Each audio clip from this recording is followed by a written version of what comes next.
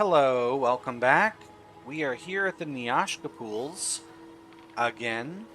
We've explored our main regions of Neyyah, and now it's time to actually get some puzzles solved. Now, there's some stuff I've ignored in this area, mostly because I wanted to visit the Lab HQ before I did this puzzle, so that we understood what we were doing. But there's machines here on these walkways. We can see them from here. They're kind of blending in. Okay, now they're more obviously separate. These machines here that I just walked by last time I was here, but we can examine them. They are the Holtish servers. We need these in order to get the Trondi counts. The machine is off, so we do need a Paida to be used. It's a green Paida with this symbol. This is the Neyyah pool symbol, which is constructed of the 4 triangles put together. It's green, so it's the third square down, which is colored in, and this one has the circle with a line going straight across. Because we have a lot of green Paidas to use. You can see it all here. It is this one. And that will turn on the server. But it's not enough. We have the symbol here for Glorifiac Mines. The fuse status, however, is inactive. The Banax computer system Holtish data, Trondi count transfer status is also inactive. All we've done is turn on the computer. But it allows us to do something behind us. With this, it asks for an item and it wants a fuse. That's what the computer said. We can also just trial and error with the items we have until something works. We're going to want the fuse that is connected to Glorifiac Mines. So it is this fuse here. It goes inside, and that will allow us to power the machine.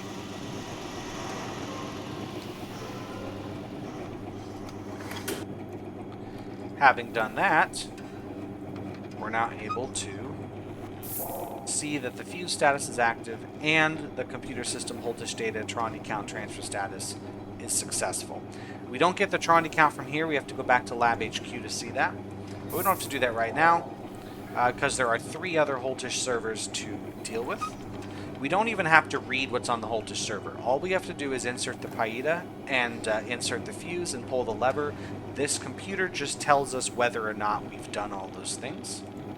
So let's head back out and around. Let's head here. I'm going to ignore the Ludwig Tower for now. So now we have the fuse for Felitu Island. And we want the Paida with the line going straight up and down. That's this one here. We're going to use the full fuse right there. And power it up. We do have to wait for this machine to finish powering. We do have to wait for the sound effect. There's no way to skip it. So we can double check, did our work survive? We go in, it's active and successful. We have the Trondi count. Alright. Let's head around Scarlatti Towers. And do the same thing here. Paida, this one, the line is top left to bottom right. So it's this one. And then the fuse will be the Scarlatti Towers fuse, which is the top semicircle.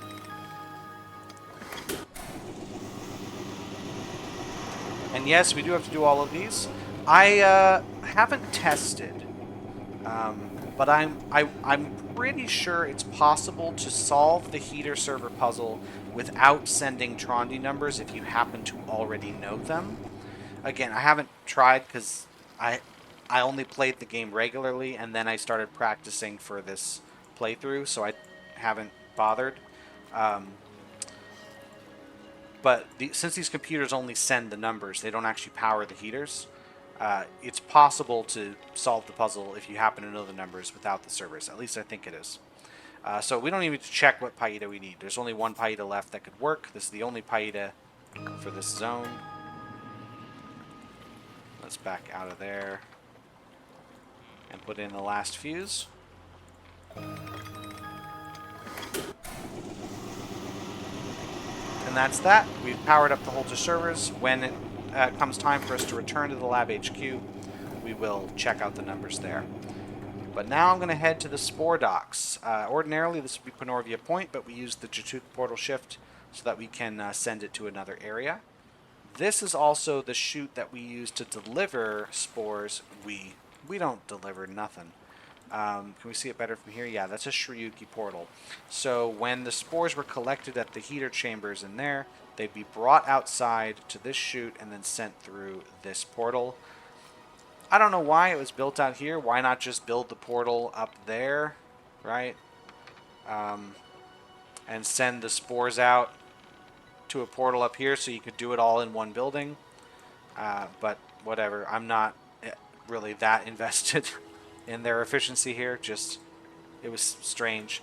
We can't really take a closer look at it. It just lets us kind of look this way, like this is where it would be used. It's also great there's no railings here. It'd be really easy to drop the spores off the edge, but again, not my circus, not my monkeys. So, can't really see what's inside the portal, but it is the Spore Docks. It's quite dark because it's night. All these places have been teleported quite far away because we're in a completely different time zone. We're not allowed to progress forward because it's too dark to see. So we turn around, we see a box we can open up, and this is the lantern box of the drawing we saw in the lab that mentioned you need a Gafunkia mushroom spore. So if you brought a Gafunkia mushroom spore, and we did, we can place it right here. There's that. And now the place is lit up. So let's head on down. And to our left, we see a symbol. It's got the, well, it's the Pelorian portal symbol. It's the two poles with the circle in the center. We can actually click it and turn it off, and we can turn it back on if we want. And we can see from this device here, the Pelorian portal is active, but the Spore Docks entrance is inactive. That entrance is over here. We follow the pipe. That's what it is. So we can't get into the Spore Docks entrance, right? If we go over here and we see this button, it's going to do nothing. Fortunately, it's very easy to turn on. There's another one of these pillars. It's got this symbol, which we've seen on the crystal block mech in Penorvia Point. And when we press it here, it turns on. Now this door is active. And in we go. We can now enter the Spore Docks. Alright, to our left we see the Spore Delivery Portal. This is one we've only read about on the Bannock's computer system. We'll never have to use this because, again, for the millionth time, we don't actually want to work for Smollax, so we don't need to deliver him any spores. But this is the Neyyah Spore System computer, which just tells us about the portal. Portal type is a spore pump delivery portal and is currently inactive. The automatic activation is upon calculated spore delivery, organized in Olujay, no manual actions required. So even if we wanted to use it, there's nothing we can do. Up on Olujay, they activate it remotely, and they do it when spores are gathered, which we're not going to do. So it's just a neat spore thing here. It's just telling us about the world. This is what would be used by Vamir and his workers when they were down in the Spore Docks delivering chutes to Smollax. Although Smollax was wanting to phase out of this spore delivery system. So it's an older system, not much in use anymore. Especially not in use now, because Vamir isn't here, nobody's working, its place is completely deserted. Up here we see a platform with two levers, neither of which work, and a rail cart that goes right into the wall. Except not really. There's a bend that goes around. Now, can we see a map here? We can. Will the map show? Yes. So we entered here. We have our Spore Dock system, the dock gate. We have a portal. We have the cart, which we don't have because it's blank. And there's the cart track. There's a portal just around the bend, so it doesn't go straight through. And there's a safe here. So yeah, this bends around, and there must be a portal of some kind over here. So, yep, there's a safe right there. Let's go around, let's look at it. It's asking for an item to grab the safe, because the safe appears to be tied to this podium. And for that, we need a nice sharp object, which we picked up in the mines. That's our knife. And now, let's take a look. This has an image of the Neyyah on it. And we can just take the safe with us. We can't open it from here because we don't have a key. But if we remember from Mason's journal, as well as the portal information on the Bannock's computer system, old portals had a defect wherein if you took metal objects through, they didn't react well, and the safe would open up. Now, some portals have been updated, like Pelorian portals, so that doesn't happen anymore. But Shriyuki portals, since they're being phased out, have not updated the bug that causes safes to open. So if we want to open the safe, we need to send it through a Shriyuki portal. And we saw one, well, there's one in the Neyyah pools, but we can't operate that one. We did see another one in the harbor zone. So if we can work that one at the harbor zone, we should be able to send the safe through, which will open it up and allow us to get whatever's inside. And we happen to know what's inside from Mason's journal, or Vermeer's journal. One of the two mentioned that the Neyyah key is in there. Or the Neyyah key is in there. So that's everything we can do here for now. So let's get out of here.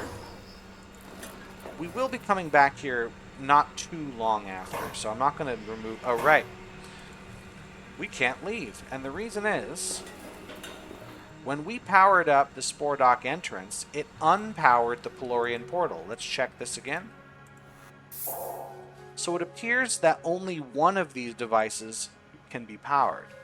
Either the Spore Docks entrance or the Pelorian portal. So when we turn on the portal, we're going to turn off the Spore Docks entrance, which again seems rather inefficient. But there we are. I also noticed that these symbols, they're both the symbols on the crystal block next, not just the Spore Docks one, this one over here. And there was a note that there's something at the Spore Docks which should be telling us a clue related to this, but we're not sure what that is yet. So I'm going to leave it as it is. We're going to leave it with the Pelorian portal activated because that's the only way we can leave. But we need to come back to check out this machine. Yeah, it's kind of confusing, like what you need to do back there at the Spore Docks. At least when I played, it really seemed like I was guessing a lot. There's some more lore we'll find later that helps us out with that, but again, it does require a lot of attention paid to the lore to know for sure what it is you're meant to do. Alright, that's the Spore Docks. We've got what we need to do the next bit. So tell you what I'm going to do now. You know what? I'm not going to tell you what I'm going to do now. I'm going to make this the shortest segment. We're going to stop here because next time I want to start taking care of the microphone signals and the camera signals. I want to start doing that. So I'm going to end now. I'm going to say thanks so much for watching. We'll be back soon. Hope to see you then. Hope you're all having a good day and all the other things you say. Goodbye.